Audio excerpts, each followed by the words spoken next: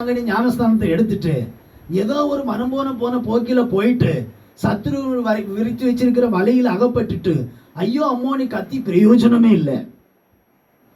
வாய்ப்பு கிடைக்கும் போது நீங்க பயன்படுத்தி கொள்ளணும், பிரயோஜனப்படுத்திக் கொள்ளணும். என்னைக்கும் இந்த வாய்ப்பு கிடைக்கும்னு தெரியாது. ஏன்னா யுத்தங்களும் யுத்தத்தின் செய்திகளும் நீங்க கேள்விப்பட்டு கொண்டே இருக்கிறீங்க. எப்போ இந்த வேத புத்தகம் நம்மை கையிலிருந்து பிடுங்கப்பட்டு போகும் என்று தெரியல. அல்லேலூயா சொல்லுங்க, அல்லேலூயா சொல்லுங்க. பயங்கர யுத்தம் நடந்து கொண்டே இருக்குது. எப்போ எந்த தேசத்துல என்ன அழிவுன்னு தெரியல. இருக்கிற நேரத்துல பயன்படுத்த வேண்டிய நேரங்களில் பயன்பட வேண்டிய நேரங்களில் நம்ம பயன்பட வேண்டும். அதுதான் ஆண்டவருடைய விருப்பம். அல்லேலூயா.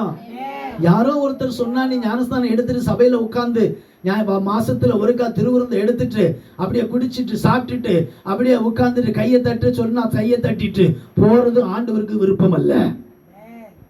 அல்லேலூயா சொல்லுங்க, அல்லேலூயா ஸ்தோத்திரம். அப்போஸ்தலனாகிய யோவானும் அப்போஸ்தலனாகிய பேதுருவும் அங்க வந்தாங்க.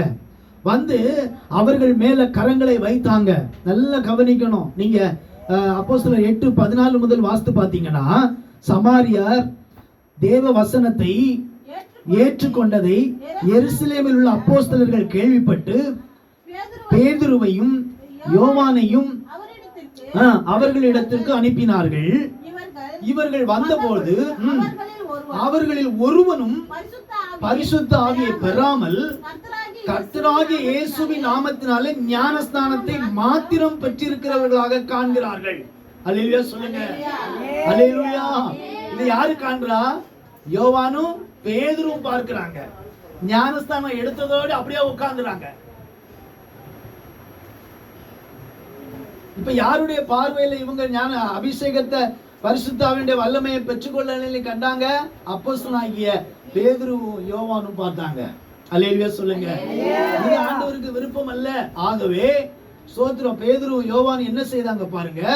அவர்கள் பரிசுத்த ஆவியை பெற்றுக்கொள்ளும்படி அவர்களுக்காக ஜெபம் பண்ணினார்கள். அல்லேலூயா. அப்போ ஒரு சபையில் இருக்கிற பிள்ளைகளுக்கு பரிசுத்த ஆவி பரிசுத்த ஆவியுடைய வல்லமை எவ்வளவு முக்கியம் என்பதை நீங்க அறிந்து கொள்ள வேண்டும். ஒரு அல்லேலூயா சொல்ல மாட்டேங்கிறீங்க? கை உயர்த்தி ஒரு அல்லேலூயா சொல்ல மாட்டேங்கிறீங்க? அல்லேலூயா. ஆவிக்குரிய சபையில தேவனை உண்மையாய் தொழுது கொள்ளுகிற பிள்ளைகளுடைய வாழ்க்கையில ஏதோ 2 காரியத்தை ஏற்றுக்கொண்டோம், ஞானஸ்தானம் எடுத்தோம், திருவிருந்துல பந்தி எடுத்தோம், அப்படியே போயிட்டு இருந்தோம்னு சொன்னா கதை கட்டுப்படி ஆகாது. அல்லேலூயா. ஆண்டவர் நினைத்ததுபடி ஆண்டவருடைய விருப்பத்தின்படி நம்மை ஆசீர்வதிக்க முடியாது. இப்படியே இவர்கள் போனா சரியில்லைன்னு அறிந்த அப்போஸ்தலர்கள் 2 பேரும் இவர்கள் பரிசுத்த ஆவியினுடைய அபிஷேகத்தை பெற்றுக்கொள்ள வேண்டும் என்று ஜெபம் பண்ணினார்கள்.